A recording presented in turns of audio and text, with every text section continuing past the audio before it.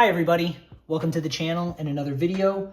This week I thought we would discuss some art supplies that you may not know you need, some unconventional art supplies if you will. These are things that most artists typically wouldn't have in their everyday art kit, but may have to get some desired textures or effects that when you look at a drawing or a painting, you can't really place your finger on what's giving it that little something special. So these are some of the things that I've found by watching other artists and other videos here on YouTube that have helped me out a lot, so I thought I'd share them with you.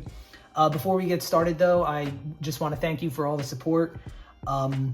If you're new here, please subscribe to the channel. It'll really help me out a lot. So without further ado, let's get started with the first thing, and that's just a simple balled up piece of tissue paper or like toilet paper. This is great because you can kind of like crumple it up like this and get like these interesting shapes, and this helps you out a lot with getting clouds in paintings. I've found that it's a really effective way of getting clouds. All you have to do is, again, you crumple it up, and then after you've gotten your sky, in this case, after you've gotten your sky painted, you just kind of go along with whatever side of the crumpled up tissue paper, toilet paper you want to use, and you just form little clouds, and it actually is very effective. This actually gives me some of the best clouds that I've ever gotten. So yeah, toilet paper, tissue paper, great way. I think you can also use paper towel, but I feel like toilet paper and tissue paper is just something that, you know, everybody usually has close by. The second thing is just like a terry cloth towel or rag. I use this, and most people use this just to wipe their brush in water when you're watercoloring, to get off excess water, or paint. If you're going to use multiple colors, you want to get off the color that you were using to switch over to the next color. I like using this a lot just because it's a little more durable than paper towel. It's also reusable. Like, as you can see, this one is ready to get washed again. You just throw it in the washing machine and it's as good as new. I've also seen a lot of artists that use like sweatbands around their wrists. That's more for like when you're painting outside and you want to carry one less thing with you. You just put a little sweatband around your wrist, and you can kind of just wipe your brush off on your wrist when you're trying to get the excess water off, or before you switch colors.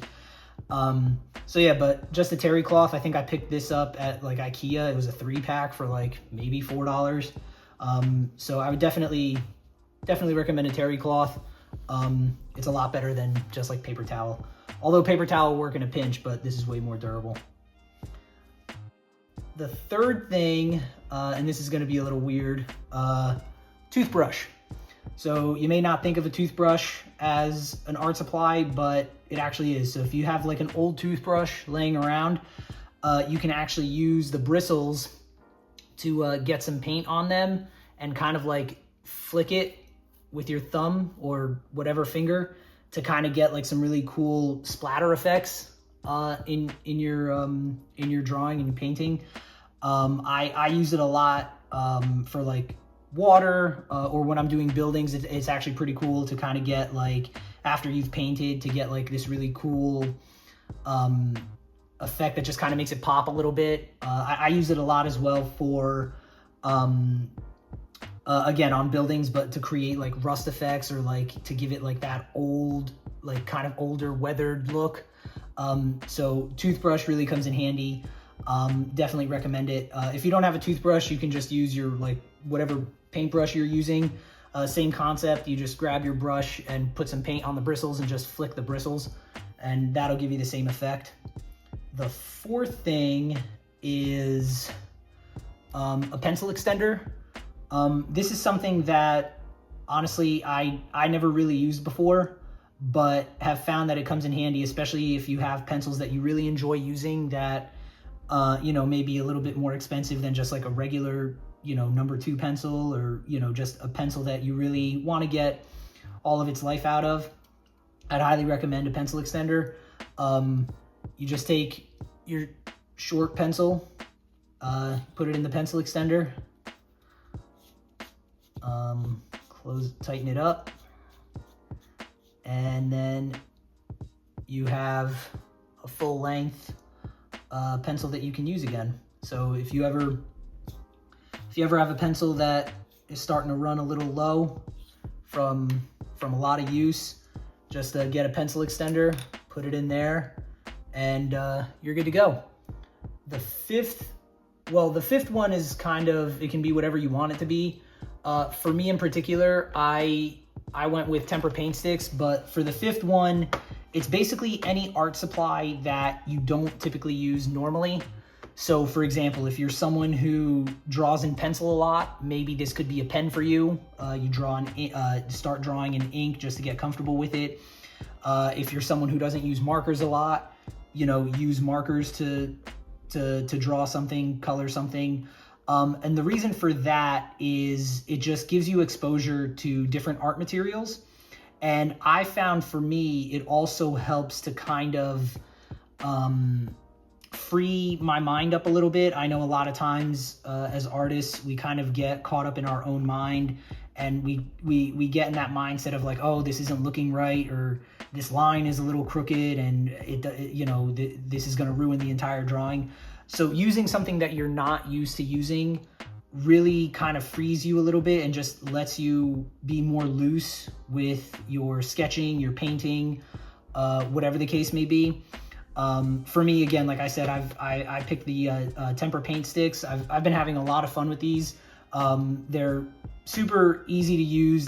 Because they're so big, you get very broad lines, and they're also very smooth, so you can get something down very quickly. This is great for gesture drawing if that's something that you're into. But this is just all around, these are just all around fun to use. Again, I've also experimented with like markers, color pencils, pastels. So anything that you're just not using normally, let that be something that you use to create whatever it is that you want to create. And you'll see it kind of, it'll free you up a little bit. You'll get more of a spark. You'll want to create, you'll really get in that mindset to make something. So I highly recommend using something that you don't typically use all the time. And then the final thing is actually this board right here. This is just a gesso panel. It's the same stuff that like the back of clipboards are made out of, except it's just got this layer of gesso on it. And I use this a lot actually when I'm watercoloring. If I'm not watercoloring in a sketchbook, if I'm just watercoloring on like a piece of watercolor paper, I'll actually put the paper down on here and use this to paint. I'll also use this if for example, if I go outside and again, I don't have like a sketchbook that has a hard back, I'll use this to kind of just, or even if I do have a sketchbook that has like a hard cover, I'll use this to kind of have a makeshift table, just to kind of have something to support the sketchbook and, maybe a couple of other things. But I mainly use this to watercolor when I have just like sheets of watercolor paper instead of like a sketchbook with watercolor paper in it.